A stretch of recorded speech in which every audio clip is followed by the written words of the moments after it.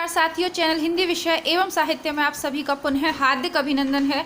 और आज की कक्षा के अंतर्गत हम सॉल्व करेंगे हिंदी साहित्य के 2004 से लेकर 2019 तक की परीक्षाओं में जितने भी नाटक से संबंधित प्रश्न पूछे गए हैं, क्रमानुसार लगाने वाले अथवा क्रमबद्ध रूप से लगाने वाले, उन सभी प्रश्नों को आज की कक्षा में हम जानेंगे। साथ ही साथ आज की कक्षा में हम यह भी जानने का प्रयास करेंगे कि हिंदी साहित्य के ऐसे कौन से प्रमुख लेखक हैं और ऐसे कौन से प्रमुख नाटक हैं जो बार बार पूछे जाते हैं। अर्थात ऐसे नाटक तो बहुतों ने लिखे हैं, बहुत सारे नाटककार हैं, लेकिन सबके नाटक परीक्षाओं में नहीं पूछे जाते। कुछ चुनिंदा नाटककार हैं जिनसे संबंधित प्रश्न पूछने की संभावना सर्वाधिक रहती है। ये हम इस आधार पर कह सकते हैं, जब हम 2004 से लेकर 2019 तक के पेपरों का विश्लेषण करेंगे तो ये चीज़ निकल के सामने अपने आप ही हमारे सामने आ जाएगी कि ये कुछ चुनिंदा नाटक हैं जो बार बार पूछे जा रहे हैं और ये नाटककार हैं जिनके नाटक पूछे जा रहे हैं। तो इसके माध्यम से हम कम समय में अपनी तैयारी को बेहतर कर सकते हैं। यानी अभी तक भी यदि आपकी तैयारी पूरी नहीं है तो घबराने की कोई बात नहीं है। ये एक वीडियो आपके नाटक संबंधी सभी प्रश्नों को सही कराने में आपके लिए सहायता करेगा, लेकिन मैं आपकी मदद तभी कर पाऊंगी जब आप वीडियो को पूरा देखें और वीडियो को शुरू से अंत तक पूरा देखें और अपने मित्रों में अधिक से अधिक इन वीडियोस को शेयर करें, ताकि जिन लोगों को लॉकडाउन की वजह से किताबें नहीं ले पाए या लॉकडाउन की वजह से जिनकी पढ़ाई बीच में बाधित हो गई, जो कोचिंग नहीं जा पाए, किसी भी कारणवश जो सोचा था वो नहीं हो पाया, तो घबराने की ज़रूरत नहीं है। हालांकि ये थोड़ा सा कठिन समय है। यदि आपका परीक्षा सेंटर सही स्थान पे है तो आप परीक्षा देने ज़रूर जाइएगा, अपनी सुरक्षा को ध्यान में रख के।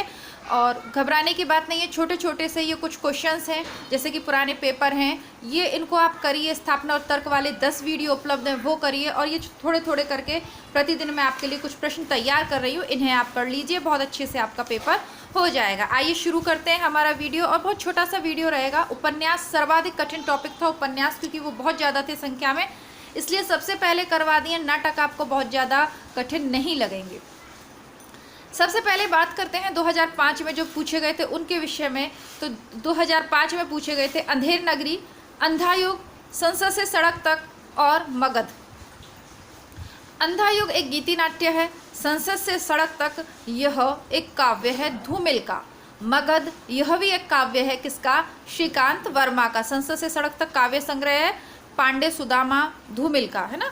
और मगध ये श्रीकांत वर्मा का काव्य है। लेकिन ये प्रश्न मैंने इसलिए यहाँ संकलित किया क्योंकि अंधेर नगरी भारतेंदु का नाटक है और अंधा युग ये भी एक गीति नाट्य की श्रेणी में आने वाला नाटक है धर्मवीर भारती का। सबसे पहले नंबर पे आएगा अंधा युग। फर्स्ट नंबर पे आपका अंधा युग रहेगा, फर्स्ट नंबर पे रहेगा अंधेर नगरी 1881। ठीक है, 55 पे मेरा ध्यान गया, 1900 पे नहीं गया, इसलिए गलत बोला मैंने। 1881 हम जानते हैं, हिंदी साहित्य का सरल इतिहास पुस्तक के अंतर्गत हम पढ़ चुके हैं कि व्यवस्थित रूप में नाटक की शुरुआत हुई थी भारतेंदु काल से। इसी क्रम में सबसे पहला जो नाटक होगा वो भारतेंदु जी का है, अंधेर नगरी। ठीक है, हिंदी का पहला नाटक किसे माना जा सकता है, ये सब की चर्चा हम नोट्स के अंतर्गत करेंगे। यहाँ केवल जो दिया हुआ है उसी के आधार पर व्याख्या करेंगे। अंधेर नगरी 1881। अंधा युग रचा था धर्मवीर भारती जी ने 1955 में। बहुत ही इम्पॉर्टेंट है। अंधा युग के छः सर्गों में ये बटा हुआ है, 6 खंडों में। 6 खंड के नाम आपको क्रमानुसार याद होने चाहिए। कौरव नगरी है, और कौन कौन से इसके सर्गों के नाम हैं। दूसरा, इसके पात्रों के संवाद। देखिए, नाटक के जो पात्र हैं उनके संवाद बहुत प्रमुख है, क्योंकि नाटक में संवाद ही तो प्रमुख होता है। और रंगमंच के अंदर आप क्या प्रदर्शित करते हो? रंगमंच के ऊपर संवाद के द्वारा ही नाटक को प्रदर्शित करते हो, तो संवाद बहुत महत्वपूर्ण स्थान है रखते हैं और वर्तमान में संवाद पूछे भी जा रहे हैं। पहला अंधेर नगरी 1881, दूसरा अंधा युग 1955। याद कर लीजिए, अंधा युग 55, अंधा युग 55, अंधा युग। उस युग में कितने अंधे थे टोटल? महाभारत काल में जो कितने अंधे थे? एक धृतराष्ट्र ही अंधा नहीं था, बल्कि धृतराष्ट्र के साथ साथ 54 और लोग भी अंधे थे, मतलब कुल 55 अंधे थे, इसलिए उसको अंधा युग। अब वो कोई अपनी महत्वाकांक्षाओं की उसमें अंधा था, कोई अपने गुस्से के कारण अंधा था, कोई मतलब सत्य के और असत्य की लड़ाई में। तो बहुत लोग थे जो अंधे बन के जिन्होंने निर्णय लिए, तो उसी कारण उनको अंधे की संज्ञा हम दे रहे हैं। कितने अंधे थे? 55 अंधे थे। संसद से सड़क तक 1972 और मगध यह है 1984। उसके बाद पूछा गया था ध्रुव स्वामिनी, सिंदूर की होली, लहरों के राजहंस, 8वां सर्ग। ध्रुव स्वामिनी है जयशंकर प्रसाद का, सिंदूर की होली है लक्ष्मी नारायण मिश्र का, लहरों के राजहंस है मोहन राकेश का, और 8वां सर्ग है सुरेंद्र वर्मा का। ये जो 4 नाटककार हैं ये प्रमुख नाटककार हैं। इनके सब नाटक हमें क्रमबद्ध रूप से याद करने पड़ेंगे। मैं ऐसा इसलिए कह रही हूँ क्योंकि आगे इनके अन्य नाटक पूछे गए हैं। ध्रुवस्वामिनी की रचना हुई 1933 में, सिंदूर की होली की रचना हुई 1934 में, लहरों के राजहंस की रचना हुई 1963 में, और 8वां सर्ग की रचना हुई 1976 में। इस प्रकार क्रमानुसार आपको ये याद रखने हैं। 1963 कितने हंस उड़ रहे थे, कितने लोग अंधे थे? 55 लोग अंधे थे, 55 अंधे, 55 खंबे लाल दीवार है, उषा प्रियंवदा की कृति है ना, तो आप याद रख लीजिए 55 अंधे थे, ठीक है, इसीलिए उसको अंधा युग कहा जाता है। अब लहरों के कितने राजहंस थे? लहरों पे कितने राजहंस उड़ रहे थे? 63 राजहंस थे जो वहाँ पर उड़ रहे थे। 63 राजहंस थे जो वहाँ पर उड़ रहे थे, है ना। हंस तो सभी होते हैं, लेकिन जो राजा के महल में रहता है ना वो राजहंस रहता है। तो लहरों पर कितने राजहंस आ गए? 63, ठीक है, याद रखिएगा। 8वां सर्ग 1976, 8वां सर्ग 76, ये भी याद रखना, सुरेंद्र वर्मा। दोबारा से आ जाते हैं। अब पूछ लिया है मोहन राकेश के नाटकों को। आषाढ़ का एक दिन 58, आषाढ़ का एक दिन, तो सन 1958 में जो आषाढ़ का एक दिन है उसकी यहाँ पे बात की गई है। यह आपके नेट परीक्षा के सिलेबस में है। कालिदास, मल्लिका, ये इसके प्रमुख पात्र हैं। इससे पूछा हुआ प्रश्न भी पूछे जाते हैं। लहरों के राजहंस, कितने राजहंस थे? 63। आधे अधूरे, आधे अधूरे, इसमें ये जो है मैं आपको चैनल पे पढ़ा भी चुकी हूँ। 1969 पैर तले की जमीन, ये इनका अधूरा रह गया था, अर्थात इनका अंतिम नाटक है। अब बात करेंगे जयशंकर प्रसाद के नाटकों से संबंधित। उन्होंने कहा है कि जयशंकर प्रसाद का नाटक स्कंदगुप्त है, जी है। उसका पात्र धातुसेन है। इस नाटक का अंत दुखांत ना होकर प्रसादांत है, सही है। तो इस तरीके के 4 कथन सुमेलित करने वाले दिए थे, क्रमानुसार लगाने वाले दिए थे, नाटकों से संबंधित थे, इसलिए मैंने संकलन कर दिया। इस प्रकार के प्रश्न भी पूछे जा सकते हैं, यानी कि लेखक के बाद नाटक और उसका पात्र और फिर उसका अंत कैसा है, यह भी पूछा जा सकता है। ये एक मैं लिखना भूल गई थी, 2 नाटक बीच में रह गए थे, इसलिए थोड़ा सा यहाँ पे थोड़ा सा मतलब अजीब सा हो गया लिखने में, देख लेते हैं। लेकिन संयोगता स्वयंवर इसको 1886 में लिखा था, 1881 में लिखा था। अंधेरी नगरी किसने? भारतेंदु जी ने, ये हम पढ़ चुके हैं चैनल पे। लेकिन श्रीनिवास दास भी भारतेंदु मंडल के ही हैं, इन्होंने संयोगता स्वयंवर लिख दिया 1886 में। प्रसाद ने चंद्रगुप्त लिख दिया 1928 में। सिंदूर की होली को लिखा था 1934 में, और कोणार्क जो है 1951 में लिखा गया था, किसके द्वारा? जगदीश चंद्र माथुर के द्वारा। कोणार्क 51 कोणार्क, जगदीश चंद्र माथुर। स्कंदगुप्त लिखा था जयशंकर प्रसाद जी ने 1928 में।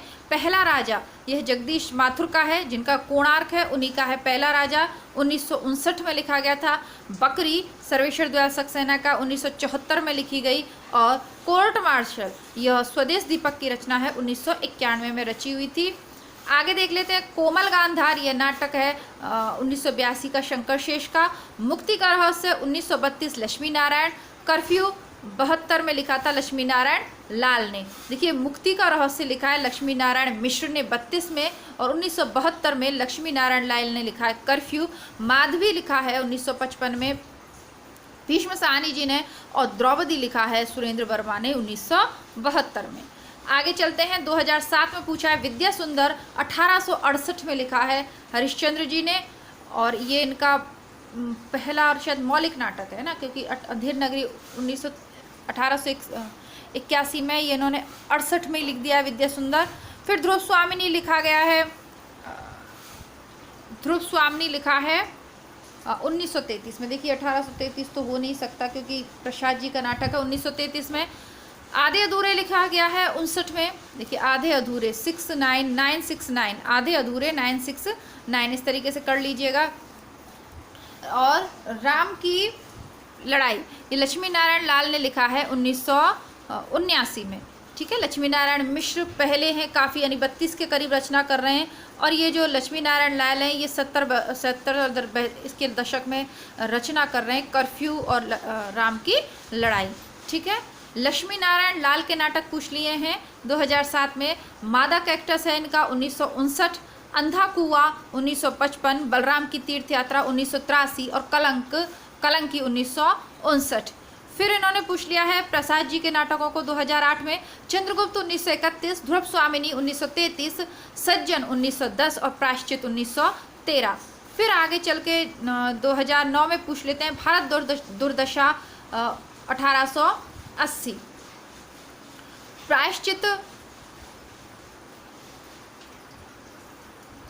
प्रायश्चित 1913। देखिए मैं ये वाला जो है विद्या सुंदर, ये कमेंट में जरूर लिखूंगी, आपको कमेंट बॉक्स चेक कीजिएगा, इसका प्रकाशन वर्ष मैं वापस से चेक करूंगी।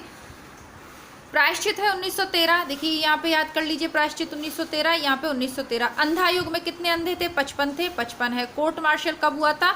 91 में हुआ था। स्वदेश दीपक अपने देश में कोर्ट मार्शल कब हुआ था? पहली बार 91 में हुआ था। शारदिया है जगदीश चंद्र माथुर का नाटक 1959 में लिखा था। अंधा युग में कितने अंधे लोग थे? 55। मादा कैक्टस हमने यहाँ याद कर लिया 59, 59 में, ये यहाँ पे भी रिपीट हो रहा था, आराम से कर देंगे। मादा कैक्टस 29 में। और कोर्ट मार्शल में कितने पहली बार कब हुआ था? 91 में हमारे देश में पहली बार। स्वदेश अपने देश में दीपक है ना, इससे याद कर लीजिए कोर्ट मार्शल कब हुआ था? 91 में। अंधेर नगरी अभी हमने पढ़ा 1881, 1881। चंद्रगुप्त 1931, आषाढ़ का एक दिन 58 है ना, और 8वां सर्ग 1976। ये सब हम ऊपर पढ़े आए। भारत दुर्दशा 1880, राज्यश्री 1915, कोणार्क 1951 और खजुराहो के शिल्पी 1982 शंकर शेष। अब कुल मिला के हमने इसमें देखा कि किस किस नाटककार के नाटक, एक तो जयशंकर प्रसाद के नाटक पूरे याद कर लें हम, एक लक्ष्मी नारायण लाल और लक्ष्मी नारायण मिश्र दोनों बहुत कंफ्यूज करते हैं, एक साथ लिख के इनके याद कर लें।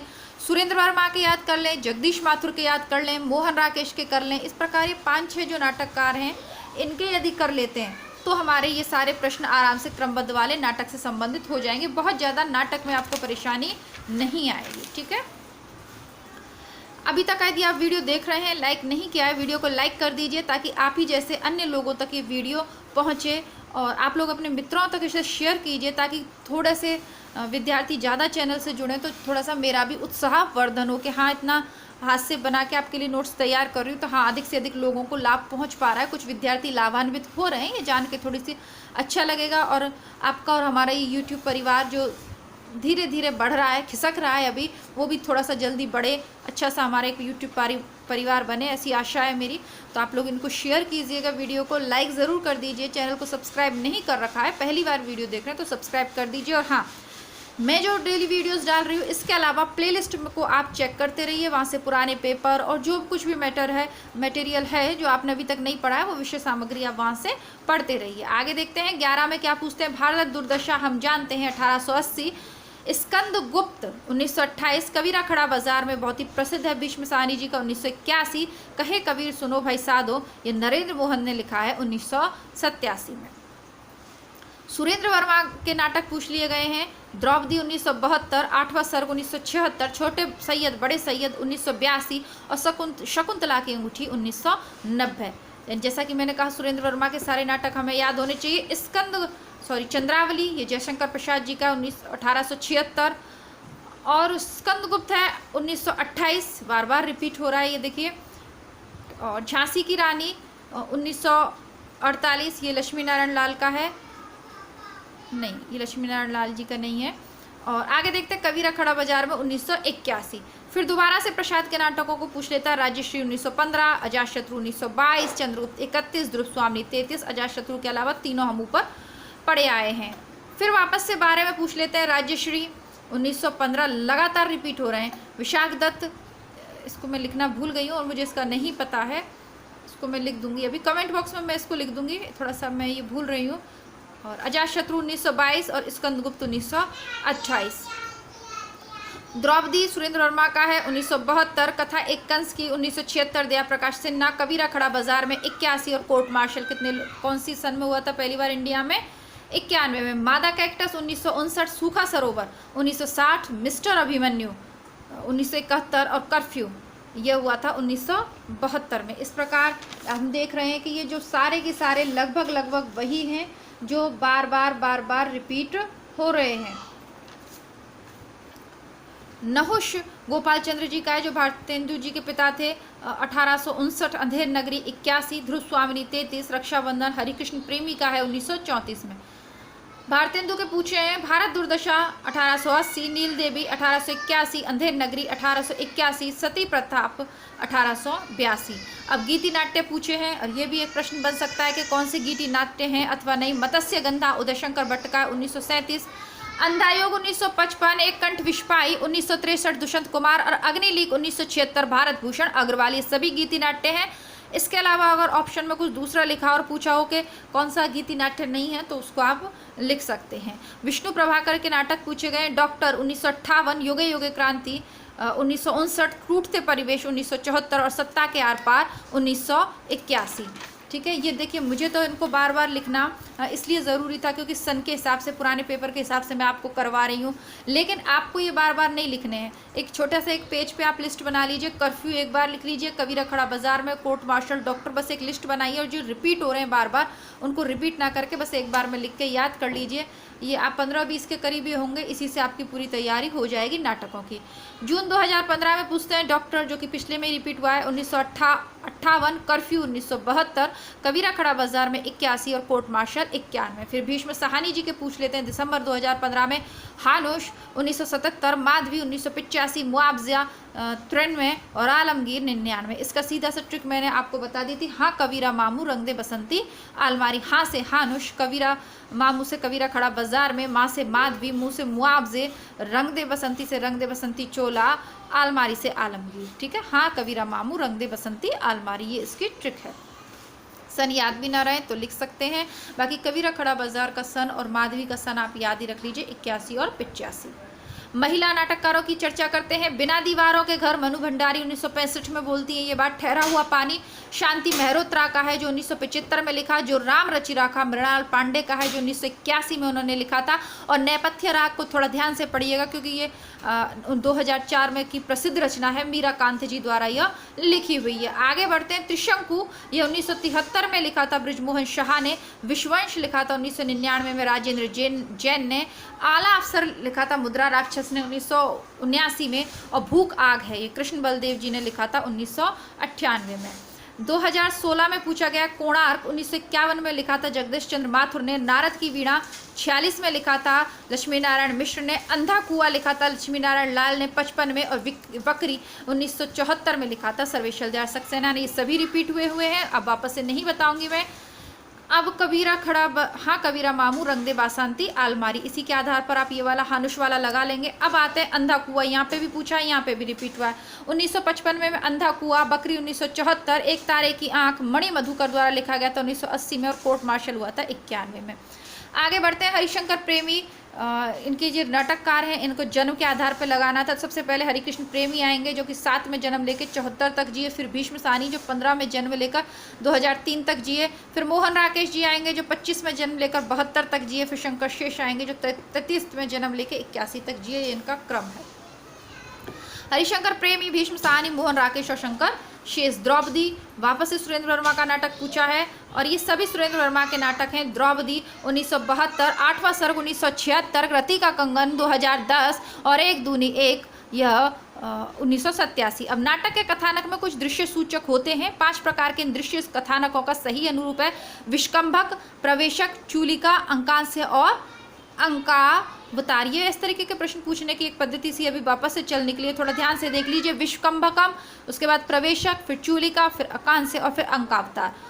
फिर दोबारा से पूछ लेते हैं। मादा कैक्टस को पूछ लिया है, लक्ष्मी नारायण लाल का है।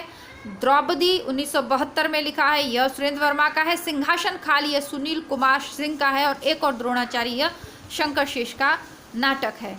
भारत जननी यह हरिश्चंद्र ने लिखा था 1877 में। स्कंदगुप्त 1928, अंधा युग 1955 और आधे अधूरे 1969। सज्जन 1910 में लिखा है। विशाख 1921 में लिखा है। जन्मेजय का नागयुग 1926 में लिखा और ध्रुव स्वामिनी 1933 में जयशंकर प्रसाद द्वारा रचित है।